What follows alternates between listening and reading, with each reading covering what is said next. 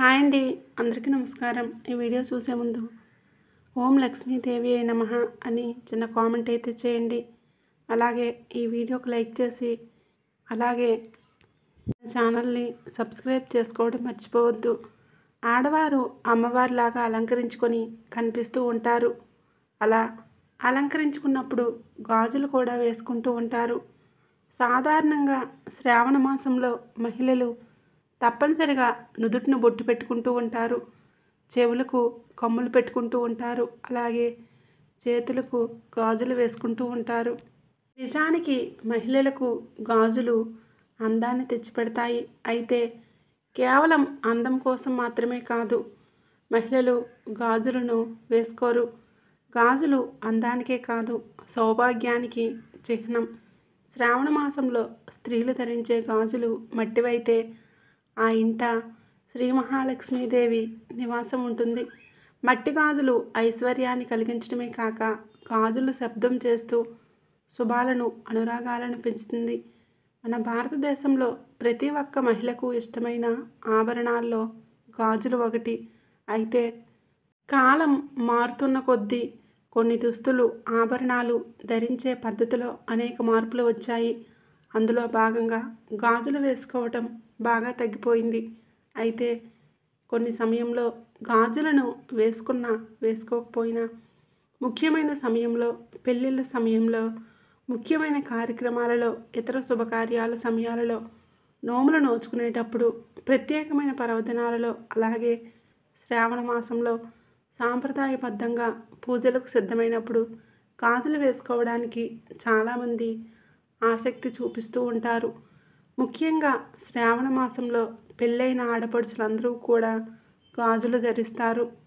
పెళ్ళైన వారే కాదు, పెళ్ళి కాని ఆడపడుచులు కూడా ఈ మాసంలో గాజులు వేసుకోవడానికి ఇష్టపడుతూ ఉంటారు. కానీ శ్రావణ మాసంలో స్త్రీల పొరపాటును కూడా ఈ రంగు గాజులు వేసుకోకూడదు.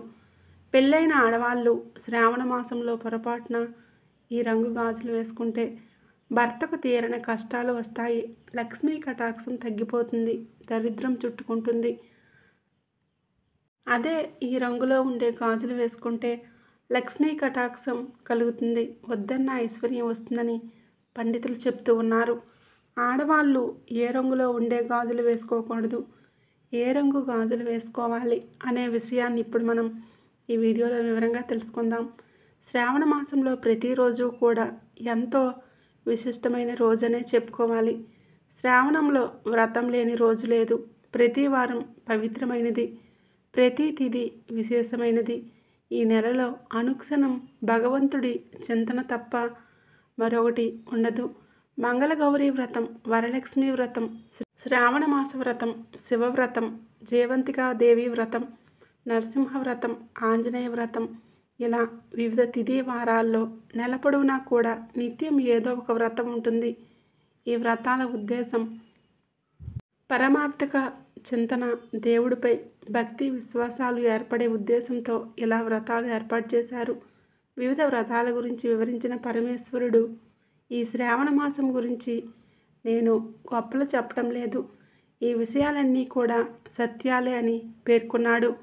అందుకే అని మాసాల కన్నా ఈ శ్రావణ మాసం గొప్ప నెల లేదంటూ శ్రావణ మాసంలో చేసే ఏ పూజ అయినా, ఏ వ్రతమైనా కోరిన కోరికలు తీరుస్తూనే మోక్షాన్ని కూడా ప్రసాదిస్తుందంటూ పండితులు అంటూ ఉంటారు.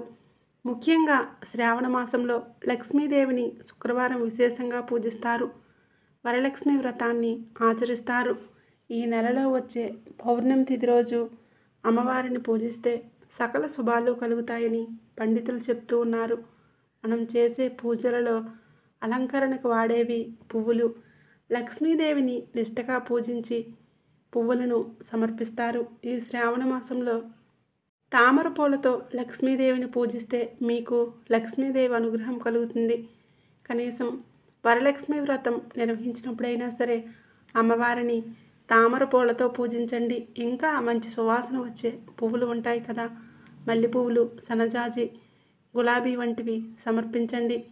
ఎర్ర రంగులో ఉండే పువ్వులు కూడా సమర్పించవచ్చు. ఈ శ్రావణ మాసంలో అమ్మవారిని పారిజాత పూలతో పూజిస్తే సిరి సంపదలు చేకూరుతాయని పండితులు చెప్తూ ఉన్నారు. అయితే పారిజాతం చెట్టు నుండి చేతితో పూలను తీయకూడదు. చెట్టు నుండి నేల మీద రాలిన పూలను మాత్రమే వాడాలి. నేల మీద రాలిన పూలు ఎలా పెట్టాలి అని అనుకుంటే, చెట్టు కింద వస్త్రం పరచండి, లేదా చెట్టు క్రింద ఆవు పేడతో అలకండి. వాటిపై పడిన పువ్వులను పూజకు ఉపయోగించండి. పూజలో మొగల పువ్వు వాడటం వలన పాము లక్షణాలు మనిషికి సోకుతాయనే భావంతో ఈ పువ్వులను పూజకు నిషేధించారు. అలాగే బంతిపూలను కూడా పూజకు ఉపయోగించకూడదు. ఎందుకంటే ఈ పువ్వు క్రిమికీటకాలను ఎక్కువగా ఆకర్షిస్తుంది. వీటితో పూజించేటప్పుడు పొరపాటున అవి మిమ్మల్ని కరిస్తే మీ ఆరోగ్యానికే ప్రమాదం. అందుకే బంతిపూలను పూజకు కాకుండా గుమ్మానికి తోరణంలాగా వాడాలని పండితులు సూచిస్తూ ఉన్నారు. అమ్మవారికి వాసన పీల్చిన పువ్వులు, వాడిన పువ్వులు పెట్టకూడదు. ఒకవేళ మీరు తెంచిన పువ్వులు వానకు తడిస్తే పర్వాలేదు, కానీ మీరు వాటిని నీటితో కడిగి పూజకు ఉపయోగించకూడదు. ఎడమ చేత్తో పువ్వులను తెంపి వాటిని అమ్మవారికి సమర్పించకూడదు. ఉమ్మెత్త అమ్మవారి పూజలో ఉపయోగించకూడదు. ఉమ్మెత్త పువ్వు అంటే లక్ష్మీదేవికి నచ్చదు. కాబట్టి అమ్మవారి పూజలో ఉమ్మెత్త పువ్వును, బంతి పువ్వులను, మొగల పువ్వులను వాడకండి. అలాగే బాగా పాలు కారే పువ్వులు ఉంటాయి, వాటిని కూడా అమ్మవారి పూజలో ఉపయోగించకండి. అలాగే ఫ్రిడ్జ్లో పెట్టిన పువ్వులను కూడా పెట్టకూడదు. ఎందుకంటే చాలామంది ఫ్రిడ్జ్లో నాన్ వెజ్ పెడుతూ ఉంటారు. నాన్ వెజ్ పెట్టిన చోట దేవుడికి పూజించే పువ్వులు పెడితే అవి అపవిత్రమవుతాయి. ఈ పూలతో మీరు పూజలు చేస్తే కటిక దరిద్రాన్ని అనుభవిస్తారు. అమ్మవారి ఆగ్రహానికి గురవుతారు. ఆ తల్లి క్షమించదు. కాబట్టి దేవుణ్ణి ఈ పూలతో పూజించకుండా జాగ్రత్తగా ఉండండి. కేవలం లక్ష్మీదేవికి ఇష్టమైన పువ్వులను మాత్రమే సమర్పించి లక్ష్మీదేవి అనుగ్రహం పొంది ఆర్థిక సమస్యల నుండి బయటపడి కుటుంబంతో ఆనందంగా జీవించండి. శ్రావణ మాసంలో మహిళలు పట్టు చీరలతోనూ నగలతోనూ కలకల్లాడిపోతూ కనిపిస్తూ ఉంటారు. అలాగే ముత్తైదువులని పిలిచి తాంబూలాలు ఇస్తూ ఉంటారు. ఇందుకే ఈ శ్రావణ మాసం నగల మాసం, శనగల మాసం అని కూడా అంటారు. ఆధ్యాత్మిక విశేషాలను పక్కన పెడితే శ్రావణ మాసంలో వాతావరణంలో కూడా మార్పులు వస్తాయి. వర్షాలు కూడా ఈ మాసంలో ప్రకృతి అందాన్ని పెంచుతాయి. అందుకే శ్రావణ మాసంలో మగవాళ్ళంతా పొలం పనుల్లో తీరిక లేకుండా ఉంటారు. ఆ సమయంలో ఆడవారికి తమకిష్టమైన నోములు, పూజలు చేసుకునేందుకు కావలసిన సదావకాశం చిక్కుతుంది.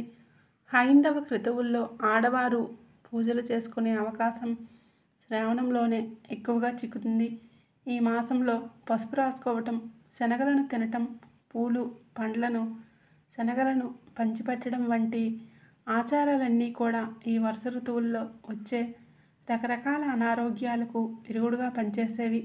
పూజలు, వ్రతాలు, పేరంటాళ్ళు, వాయినాలు వీటన్నింటి వల్ల సామాజిక బంధాలు కూడా మెరుగుపడతాయి.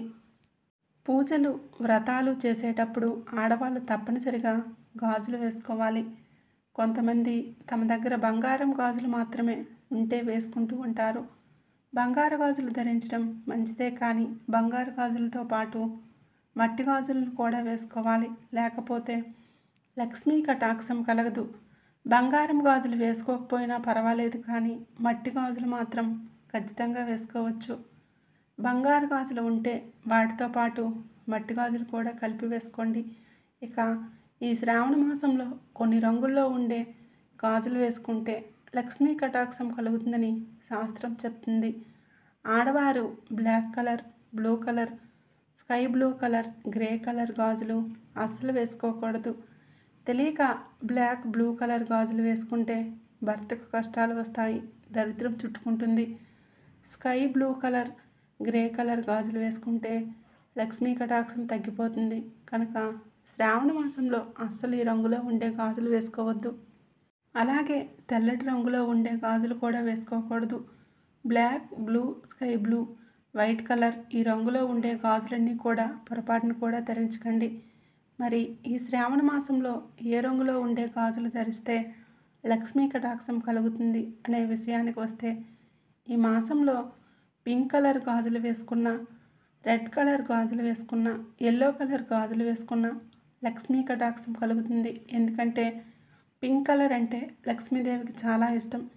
రెడ్ కలర్ గాజులు వేసుకుంటే సుమంగళి తత్వం కలుగుతుంది.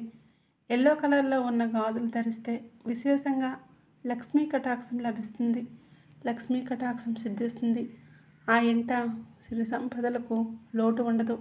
కాబట్టి ఆడవాళ్ళు ఈ శ్రావణ మాసంలో pink colour, red colour, yellow colour గాజులు మాత్రమే వేసుకోండి. మీకు మంచి జరుగుతుంది. కొత్త మట్టి గాజులు వేసుకోవాలి అనుకునేవారు శ్రావణ మాసంలో సోమవారం కానీ, బుధవారం కానీ, గురువారం కానీ వేసుకుంటే మంచిది. అలాగే మన భారతదేశంలో స్త్రీలు మట్టి గాజులు ధరించినప్పుడు 2 చేతులకు కలిపి కనీసం అరడజనైనా సరే గాజులు ఉండేలాగా ధరించాలి. ఎప్పుడైనా గాజులు చిట్లితే ఆ గాజు ముక్కలను ఎక్కడైనా సరే చెట్టు మొదట్లో గొయ్యి తీసి పాతి పెట్టేయండి. ఇలా శ్రావణ మాసంలో గాజుల విషయంలో ఈ నియమాలు పాటిస్తే లక్ష్మీ అనుగ్రహం సిద్ధిస్తుంది. మీ పూజలకు మంచి ఫలితం వస్తుంది. ధనధాన్యాలతో వర్ధిల్లేలాగా చేస్తుంది. మీకు కానీ ఈ వీడియో నచ్చితే ప్లీజ్ తప్పకుండా లైక్ చేసి షేర్ చేయండి. అలాగే మరిన్ని కొత్త వీడియోస్ వెంటనే మీకు చేరాలంటే ఇప్పుడే మన ఛానల్ని తప్పకుండా సబ్స్క్రైబ్ చేసుకోండి.